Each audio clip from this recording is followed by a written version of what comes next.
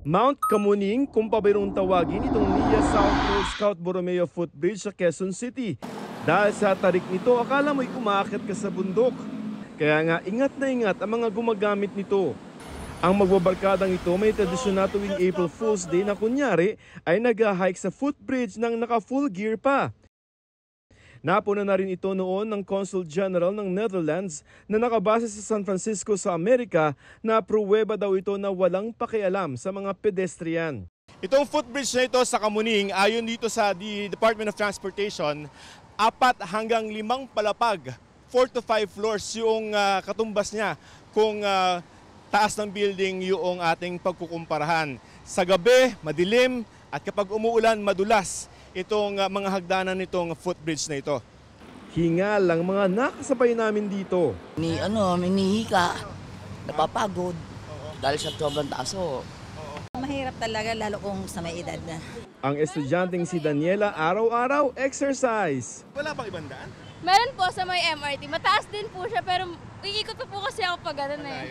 Nasubukan ni Transportation Secretary Vince Dizon na akyatin ng footbridge. At pagdating sa summit, sa ibabaw nito,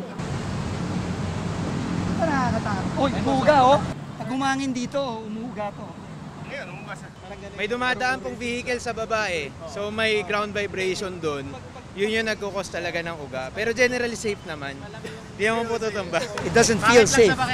2018 nang itayo ng MMDA ang 10 million peso footbridge dahil marami raw ang naaksidente o na-hold up sa lugar. Nakita ni Pangulong Marcos ang footbridge nang ilunsad ng Pamilya Pass sa MRT nitong linggo at may utos siya. Nagmuestra pa nga ang Pangulo na tila nagrarapel. Tear it down and build a better one. Agam niyang dekada na talagang ganito, ayusin naman natin para sa mga kababayan natin, para mas madali. Ang ipapalit mas mababa na footbridge na may elevator na. Kapantay na nito ang MRT. Ilalagay ito sa Kamuning Station ng EDSA Bus Carousel. Ang pinakamadaling paglilipatan, para isahan na rin, dun na sa busway stop natin. Inaasang masimula ng proyekto ngayong taon. Para sa GMA Integrated News, Joseph Morong, Nakatutok 24 Oras.